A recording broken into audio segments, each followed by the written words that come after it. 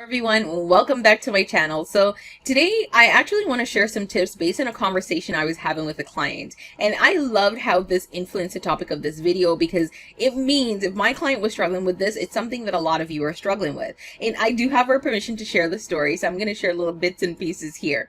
Now, the thing about this is the tips originated from this conversation, and I want to give them in such a way that you can actually implement them as opposed to the conversation we were having.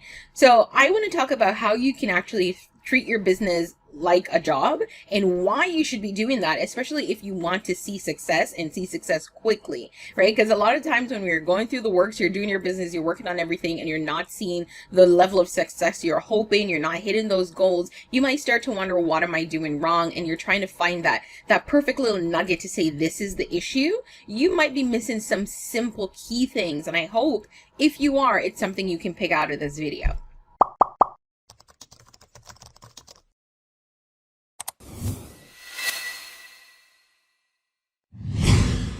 Hi, I'm Jody Ann Rowe, founder of the Event Certificate and eventplanningtemplates.com. And I work with event planners and wedding planners. Actually, I work with wedding pros, right, to help them get leads into their business. So if you're a caterer, you're a florist, whoever you are, and you're struggling to find leads in your business, don't hesitate to reach out.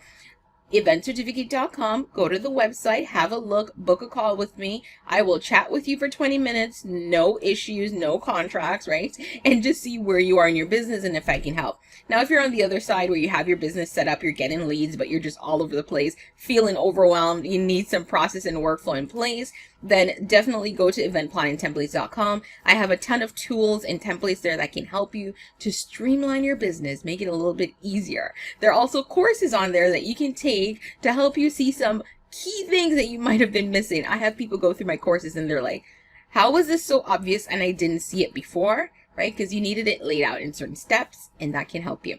Today, I want to share how you can actually treat your business like a job when your goal is to be successful and to get success very quickly. Now, don't get me wrong. This is not going to be something where you do it and tomorrow you wake up and you're suddenly fully booked with clients, right? It's just about really changing your mindset and how that can change your process when you're working with clients, when you're working on your business, and how you can actually see that accelerating your path to success. So I was having a conversation with a client recently, and one of the things that I do with her is that we meet every other week. So we met, we went over some goals, we went over some things that we're going to work on, and one of that was social media. However, when we did our follow-up meeting, she hadn't done a ton of what we had discussed. So one of the things I said to her, okay, I don't understand why we're not getting this done.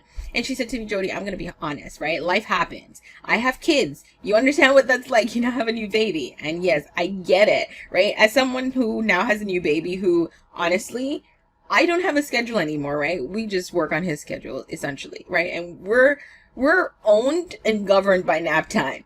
But I understood what she meant. But at the same time, what I was saying to her was like, I get that, but you have to think about it this way. You're always going to have your family. You're always going to have your kids. You're always going to have your spouse who's there and needs your attention, needs this, and the kids needs everything. You're going to have your full-time job, right? She's also working full-time. Those things are always going to be there. So how can you plan around those things to still ensure success? There's some weeks where, guess what? It just doesn't happen. You can make all the plans in the world, it won't happen. But for the most part, you can still stick to something, right? And that's the 3 tips I want to give you today. So how you can actually treat your business like a job, because as the client who I'm speaking about, she works full time and she goes to work at the same time every day, gets off at the same time, right? You take lunch at the same time. You actually show up and do what you're hired to do. So why can't you treat your business in that way, right? Especially if you want to be successful. You can't treat your business on a different level or, lower level and expect better results. That just doesn't work. Right? Or if it does and you're one of those few, like, reach out to me and let me know what you're doing, okay? Let me know. The first thing I would like you to do, tip number 1, is to set a working schedule. Yes, it's a business and you don't have any hours, and that's actually one of the amazing part about owning your own business, right? You can set your own time. If you wake up today and you say, you know what, I'm not going to work until 2 p.m., that's it. If tomorrow you want to say, I'm going to start working at 9 a.m., then that's even amazing. But here's the thing. Especially if you're still working a 9 to 5 or a full-time job that's not your full-time income like your business you're hoping for it to be, one of the things you want to do is that you want to have some consistency. And the best way to do that is to set a schedule. So think about where you are. So think about your commitments right now, your full-time job, your spouse, your kids, your family, your friends, all those commitments that you have, and think about where in this entire little sphere you can find time to work on your business. Maybe the only time you have to work on your business is 1 hour after all your kids are in bed and before your spouse wants to sit on the couch and tell you about their day, right? Block that 1 hour off and just set it as business working time. Because at least you know, okay, every Monday and every Wednesday for 1 hour, that's my business working time. There's nothing that's going to push that out of my schedule unless it's an emergency. Now, it's different. Let's say your kids wake up, you have to tend to them. Of course, that doesn't count. But for the most part, right, you have that set. Here's the thing I want you to do. Don't just set it mentally. Set it in your calendar.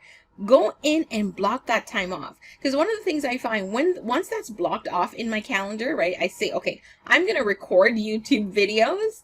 Unless it's something outside of my control completely, then that doesn't get moved, which means that everything else that comes up gets to be scheduled around that. So go ahead and do that. That's the first thing, because that way now you have dedicated time set aside to work on your business. That's time every week that you don't have to guess and wonder where you're going to get the time to go post on Instagram, where you're going to get the time to do Pinterest. You don't have to think about it at all. Now, tip number 2 is that you need to be consistent with your duties. Think about your role in your work. At work, you have a job title. Maybe you're a nurse, maybe you're an accountant, whatever that is. You usually have a set list of tasks that your employer expects of you, right? I want you to apply that to your business. You're the business owner, you have a set of things to do. Maybe it's you have to do your expenses every month, you have to post on social media every week, you have to pay your employees, you have to go find clients, whatever that is, write it out and know it. Because once you have those tasks, then you can look at them daily, weekly, and know if they're being done or not. You should not be coming up one week and saying, oh, what did I do today? Oh, right, I haven't posted on Instagram the whole week. That should not be something that's just popping up in your head, right? It should be something that's ingrained because it's the duty, right? And the only way to do that is when you're treating your business like a job, because that way you have a role to play. That role have consistent duties that happens every week, every day, every month, every quarter, whatever that is. You need to actually have that down and written. So for me, here's what I do. I actually use Asana to help me with this. I'll have Asana with my task list in there and I set timelines. Now, the great thing about Asana is that you can set your task as recurring. So I'll go in Asana, for example, and I'll set a recurring task for something that will pop up every week. So for that week, once I check it off, it just repopulates and it shows up next week again. So there's never one week where I'm like, oh crap, I haven't posted on Instagram. That should not be happening. Tip number 3, my final tip, is that you actually need to be professional and have all your professional-ish in place. You know what I mean? I'm sorry, if you've decided to run a business, you need to do it right. Think about your job in the same way. With the company that you're working for, do they have a website? Do they have employees? Do they have proper structure in place? If you show up to the office, can you get someone's email address to email them a question, right? Do they have all of this in place? Yes. And guess what? It's there for a reason. It's there because they're an established company with a brand and they need customers to recognize them in a certain way. You want the same thing for your business. So here's what you're going to do. Think about all the things that you need to have in place so that when a customer interacts with your business, they think, oh yeah, you know what? Jody is legit, right? You need your website. Or if you don't have a website, you need to have something in place to replace that. Maybe it's just a landing page, but it's so beautifully designed that a customer wouldn't know that it's not a full site, right? Because it's giving them the full experience. But whatever that is, you need to have it in place. Your email address, right? You need to have that. Some calendar where someone can book a time with you. Have those things in place. Because when you don't have these things in place, you look less and less professional. And especially if people are finding you online, right? So I was speaking to someone recently and they said, you know, Jody, I was doing a lot of my contracts and communication with clients through text. So I would text them and we would text back and forth about the event until the end. And I go, okay, that's awesome. So what happens when you run into issues, right? Like what happens if there was something that was said that you agreed on at one point that wasn't agreed to, and this was done, let's say maybe not on text, but over a call after a text message? How do you capture that? And you know what she actually said to me? She said, you're right. because I've actually ran into issues with clients where that's happened, and I didn't have anything in place where I could say to them, I'm sorry, I can't do that because this wasn't a part of our contract. So stuff like that you do need to have in place, not just to look professional, but also to protect yourself and your business. So if you don't have contracts, by the way, go get them. Eventplanningtemplates.com, there are contracts in the shop as well that you can get. But all of these help to establish you as a brand and as a company in such a way that you get more clients who look at you in a positive way.